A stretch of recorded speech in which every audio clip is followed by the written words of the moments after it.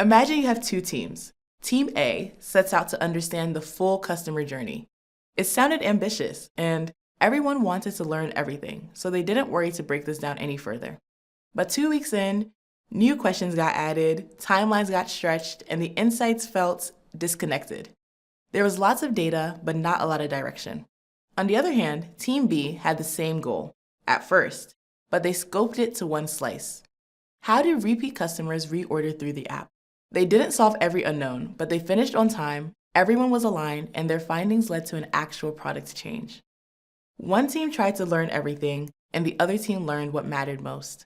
Overly broad studies blur alignment, stretch timelines, and often leave you with findings that sound insightful but don't drive action. Scoping helps you to see these trade-offs early, and it keeps your research tied to the decisions it's meant to inform. So how do you know when your scope's too broad? And how do we fix a study before it's too late?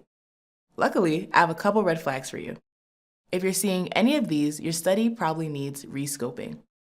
First, vague goals.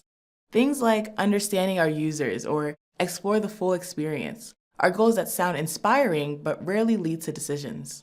Next, too many questions. You're trying to learn about motivation, usability, and satisfaction all in one round, which usually means you'll only scratch the surface of each. And third, mixed methodologies.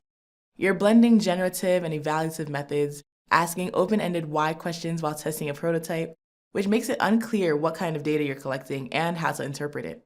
There are 3 lenses you can use to bring focus back to your study.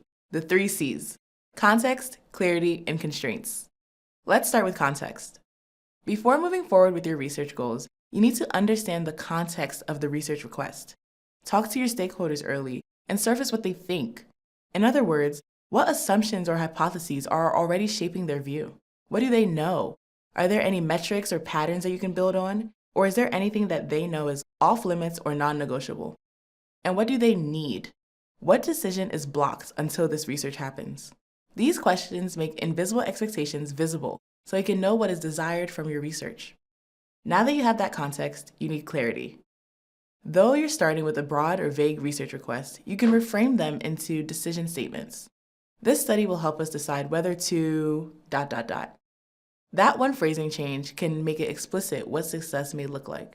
You can also take this statement or a group of statements to different teams for alignment and their perspectives. What may designers do with what you learn? How about your product teams or leadership? What outcome are you trying to support? Getting answers to these questions brings clarity and helps you refine the vague goal into an actionable one. And finally, constraints. Even the best plans have limits, from limited time to people or resources. When scoping, we need to be aware of these rather than being overly hopeful. Investigate and ask about what is realistic, given the timeline and access to users. What's a priority and what is most urgent? If you only have 2 weeks and 5 participants, what's actually most realistic? When you apply the 3 C's of context, clarity, and constraints, your study will naturally take shape. You can speak to the clarified goals of your study, the questions that may be answered, what methods are most realistic, and what outcome or deliverable you'll be ending with. Now you have alignment and have defined the usefulness of your research from the beginning. Thanks for watching. If you'd like to see more UX videos, check out these over here, and consider subscribing to our channel. You can find even more resources on our website, including a free library of over 2,000 UX articles.